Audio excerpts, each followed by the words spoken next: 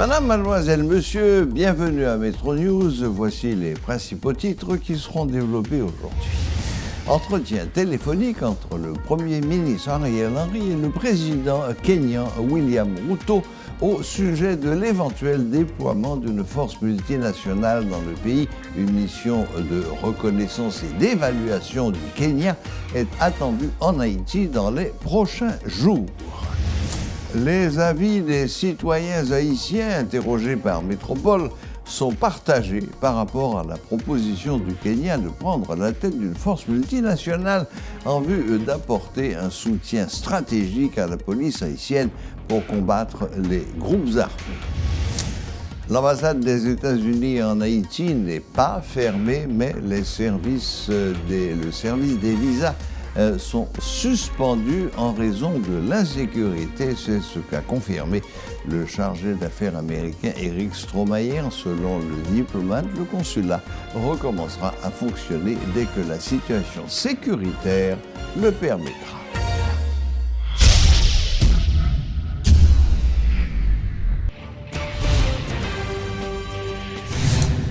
Le Premier ministre Ariel Henry informe qu'il s'est entretenu avec le président kényan William Ruto au sujet de l'éventuel déploiement d'une force multinationale dans le pays. J'ai eu ce mercredi une conversation cordiale et fructueuse avec le président du Kenya, William Ruto, au cours de laquelle nous avons discuté, entre autres, de la venue prochaine d'une mission de reconnaissance et d'évaluation en Haïti, a écrit Ariel Henry sur son compte Twitter. Au nom du peuple haïtien, il dit avoir saisi l'occasion pour remercier le président et le peuple kényan pour cette manifestation de, je cite, « solidarité fraternelle ».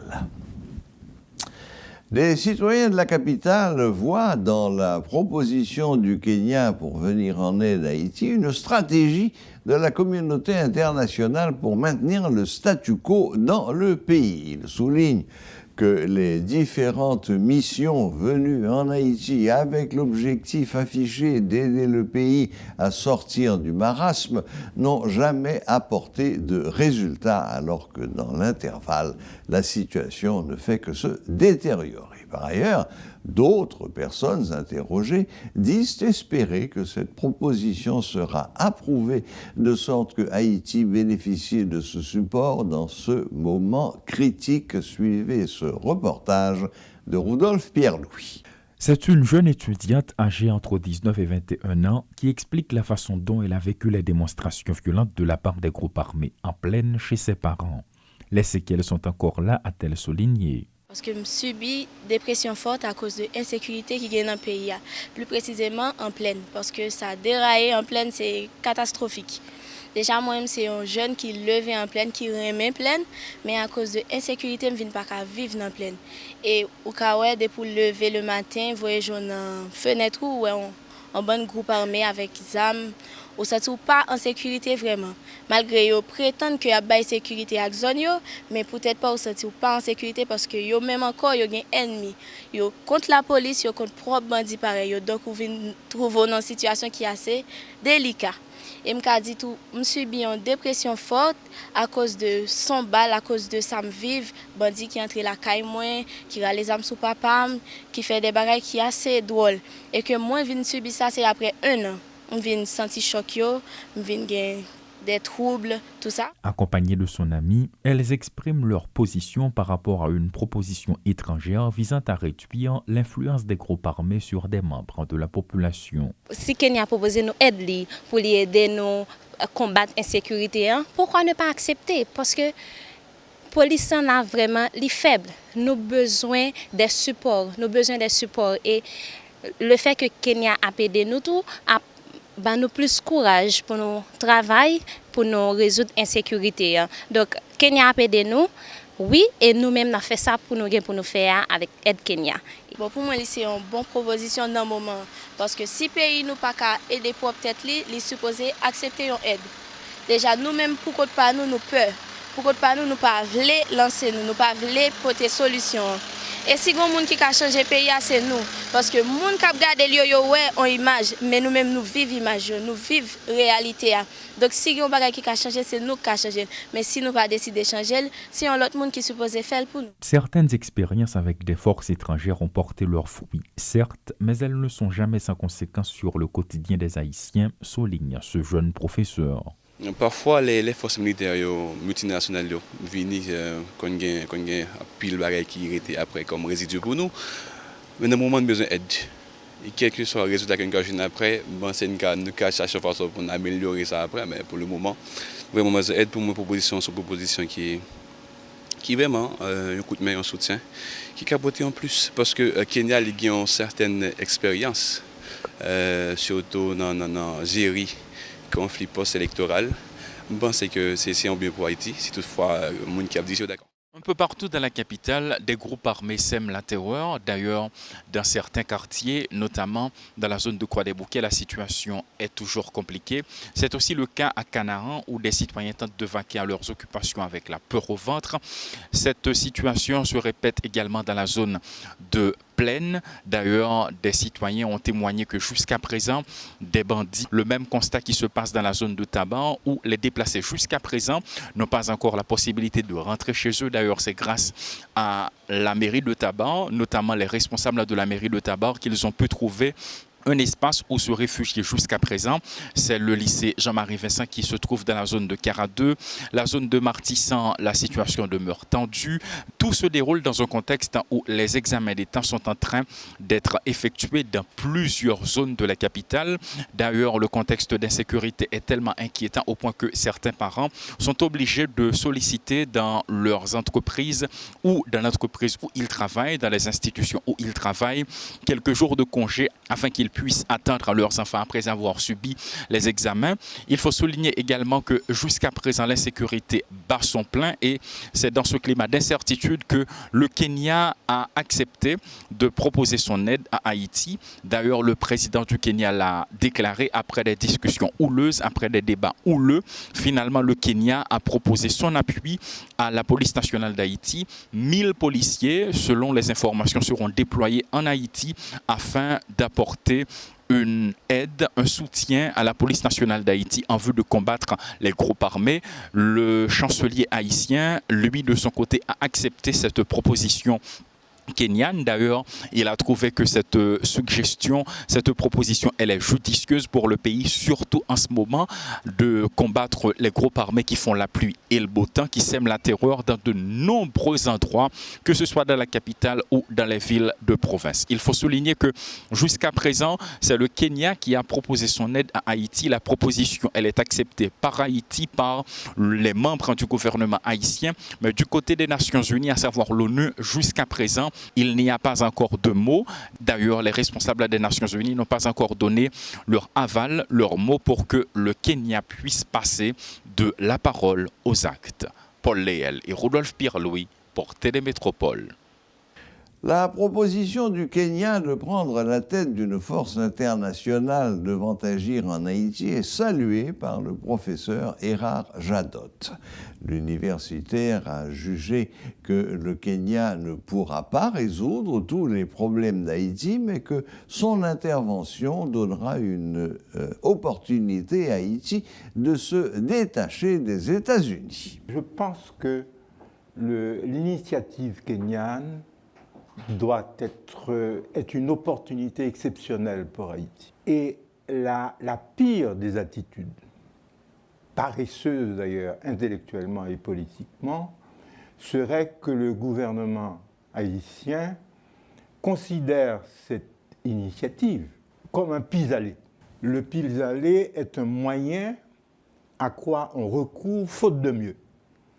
Donc, faute que les États-Unis d'Amérique, que le Canada ou que le Brésil n'ont pas accepté de prendre la responsabilité du leadership d'une intervention multinationale, fait qu'il y a un pays quelconque, assez loin de nous, qui s'appelle le Kenya, et qui a décidé de prendre cette initiative. Moi, je pense que c'est une extrême bonne chose. Et quelle est la motivation du Kenya, selon vous? Vous savez, le Kenya est un pays émergent d'Afrique. C'est un pays de à peu près 60 millions d'habitants et qui est un pays émergent et qui vise à avoir un statut régional comme pays émergent. Et ce genre d'initiative-là, c'est quelque chose qui amène un pays de ce genre-là au premier plan.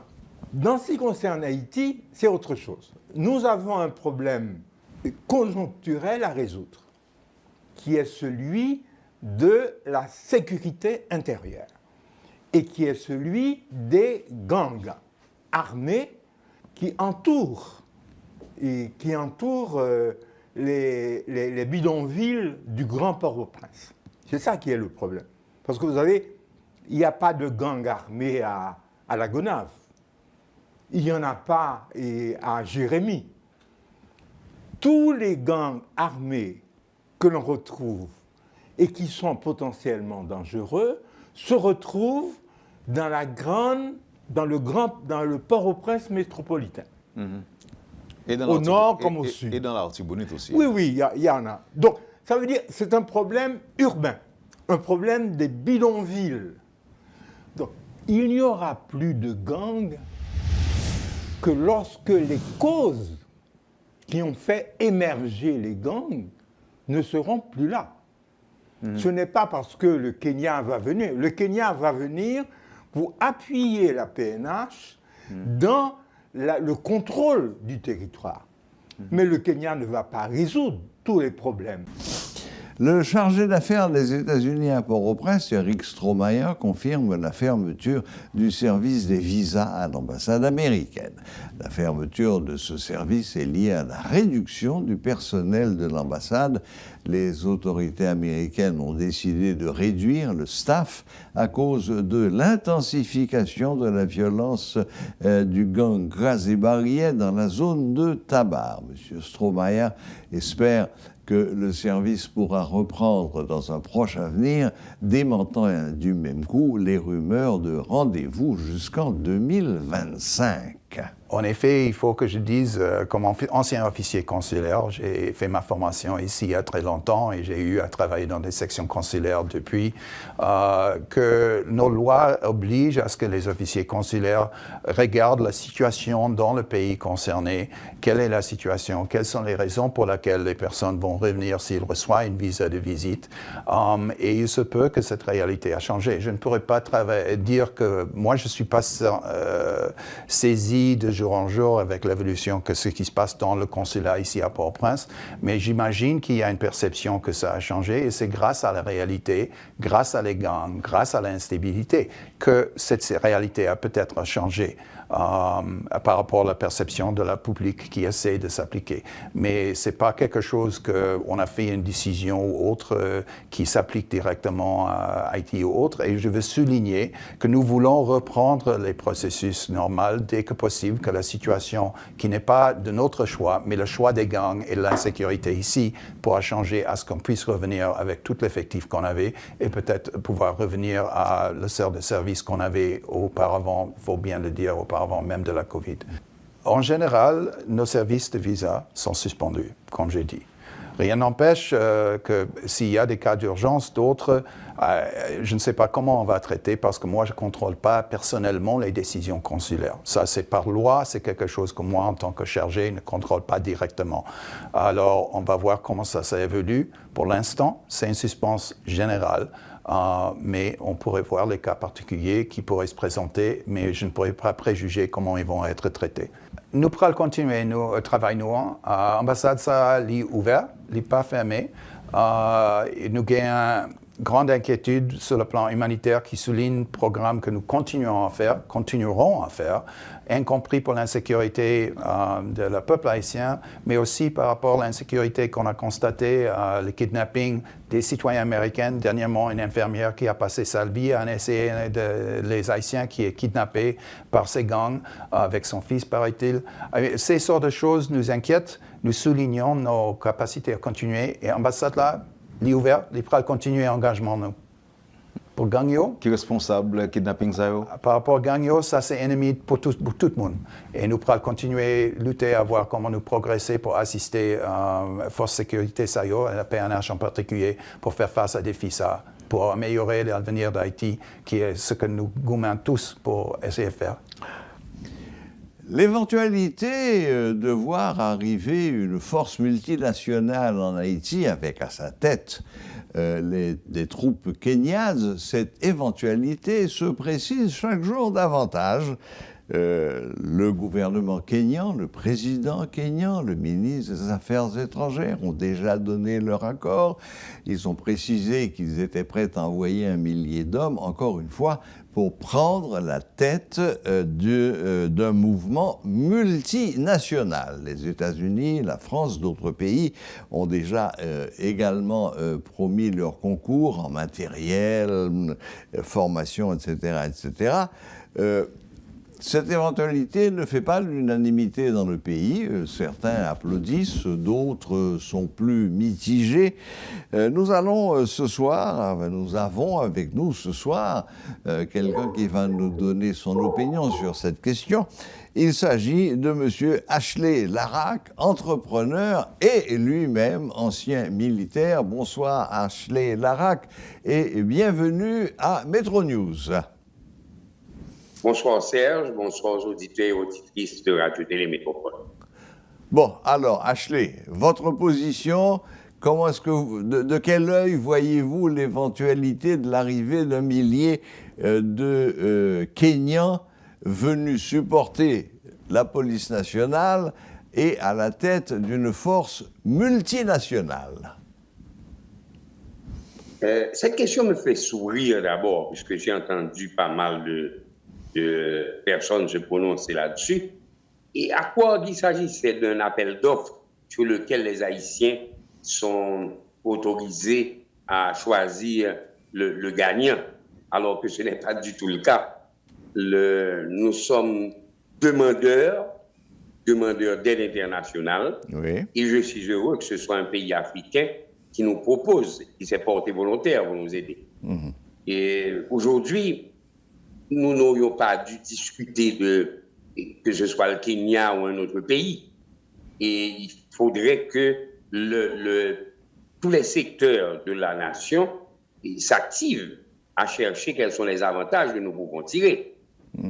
Si la police nationale aujourd'hui sait que ce sont les forces kenyennes, elle devrait normalement se pencher sur les avantages d'avoir cette force. Quelles sont leurs spécialités, qu'est-ce qu'ils ont déjà fait et en quoi est-ce qu'ils peuvent appuyer. Il faudrait que l'armée se renseigne sur l'existence d'académies militaires au Kenya pour voir si certains de nos jeunes peuvent aller, le temps que les Kenyans fassent un nettoyage ici ou nous aident à faire le nettoyage, mais que des jeunes postulent pour intégrer l'académie militaire kenyane. Et il est évident qu'il s'agit d'un pays avec énormément d'expérience dans ce domaine.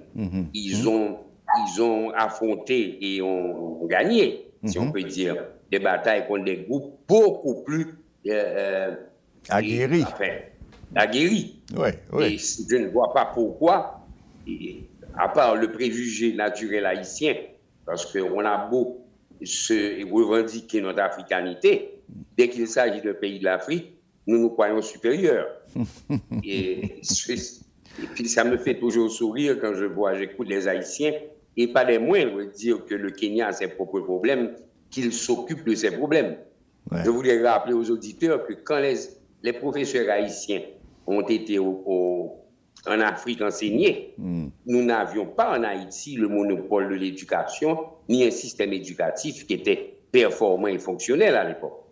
Mais nos professeurs ont été aidés des pays comme le Canada et l'Afrique à se développer et ont contribué au développement du système éducatif et de ces pays-là. Tout à fait. Donc je ne vois pas pourquoi les soldats expérimentés, des soldats ou les policiers kenyans expérimentés ne pourraient pas nous être d'un grand secours ici.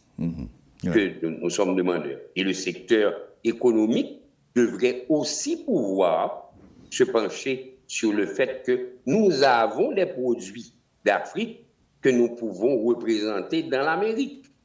Bien sûr. Les Africains n'ont de marché que l'Europe jusqu'à présent.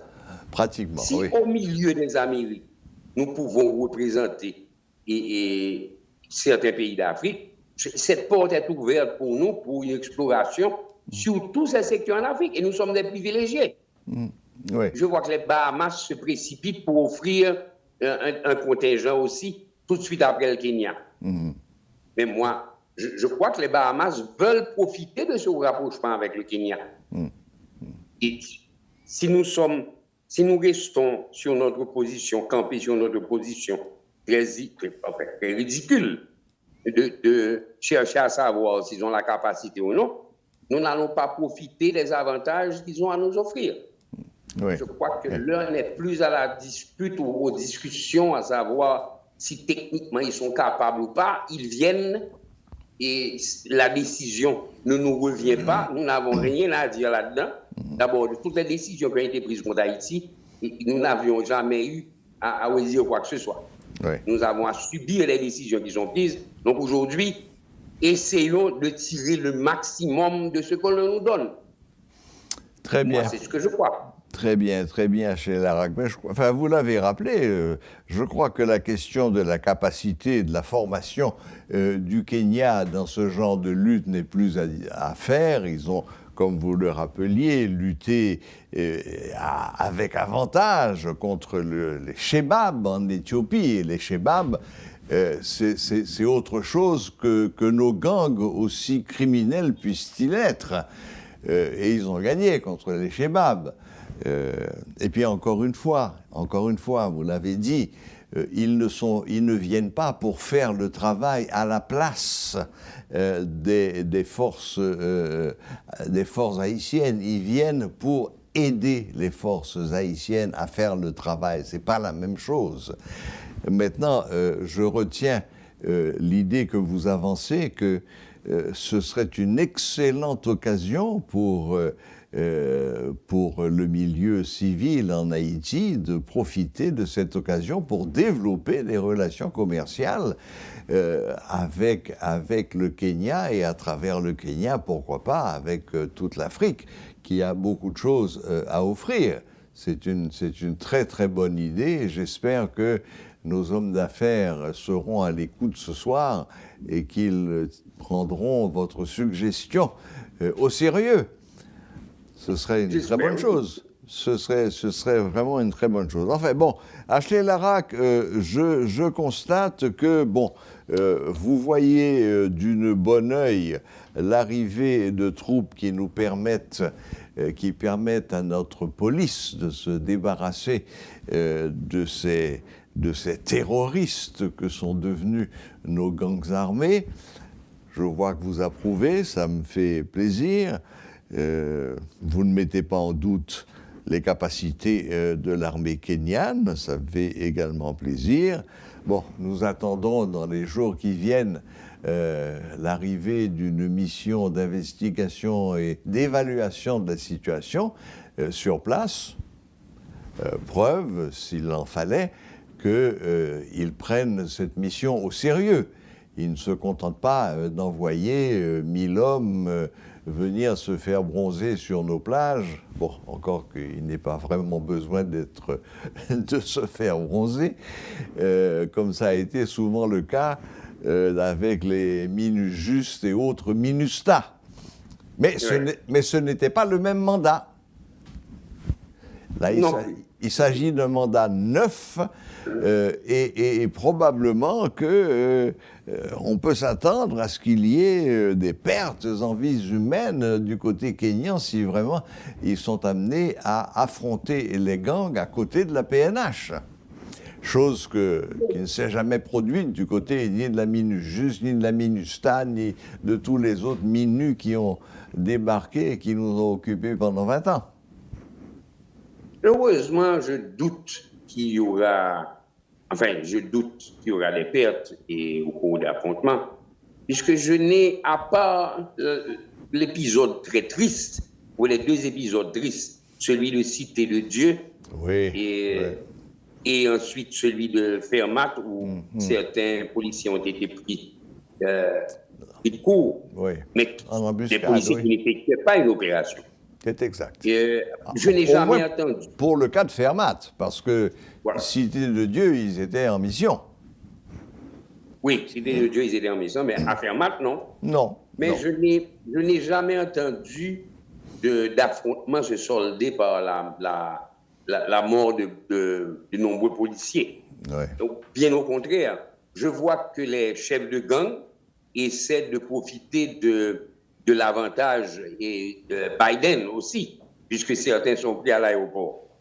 Donc, je ne pense pas qu'il y a lieu de trop s'inquiéter si une force professionnelle comme celle du Kenya Ouais. arrive en support à la police nationale, donc augmente le nombre de policiers sur le terrain pour en faire des encerclements sérieux Ouais. Ouais. et ouais. que nous ayons des pertes. Je doute que nous puissions en avoir, puisque je ne pense pas que nos bandits, bien que sous l'emprise de la cocaïne ou d'autres drogues, peuvent s'avérer extrêmement méchants à certains endroits, mais c'est toujours contre la population civile C'est et les vrai. gens désarmés. C'est exact. jamais contre les gens bien armés Ouais. et avec une mission bien précise.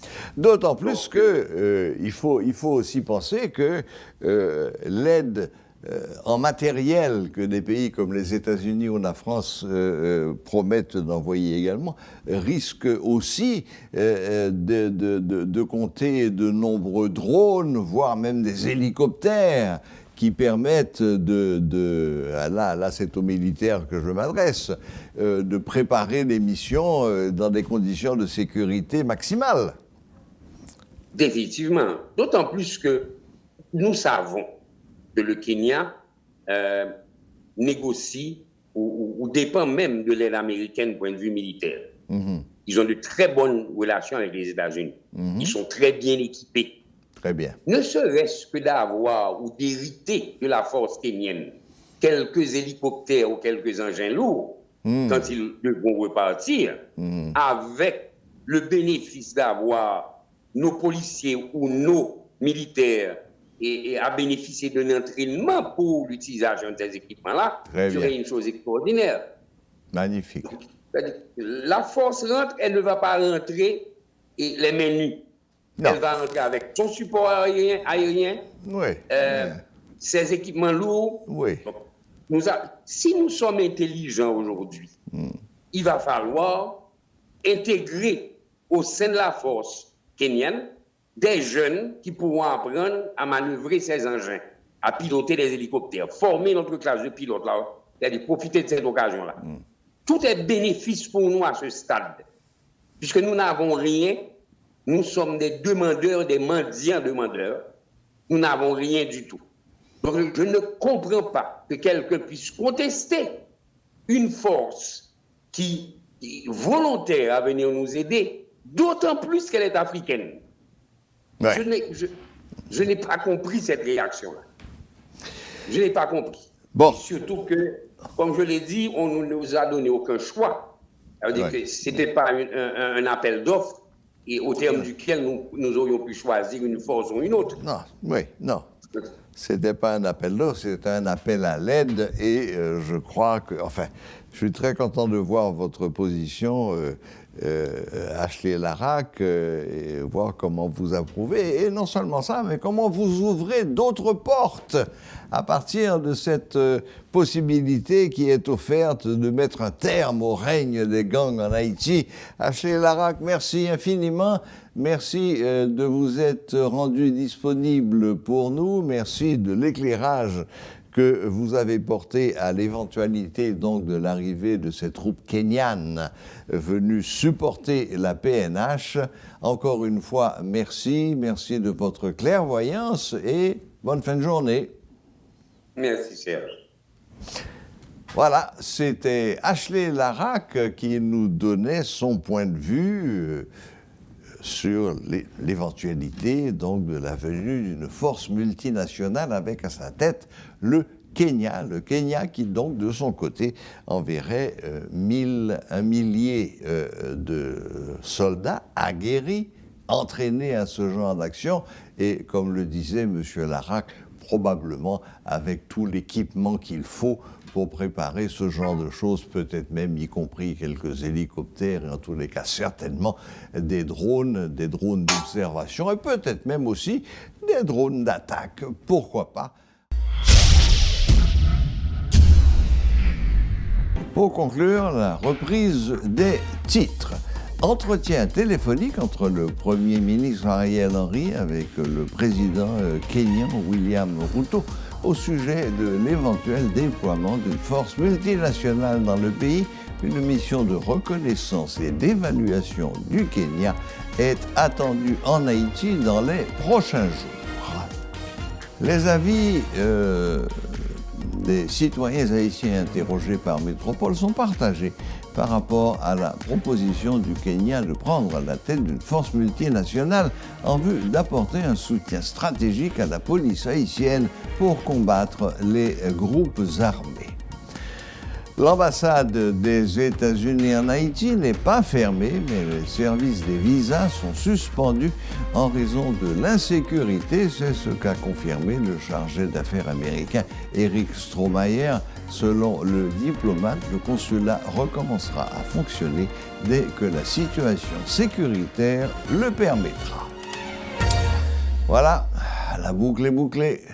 Merci de nous rester fidèles et à la prochaine. Même heure, même chaîne.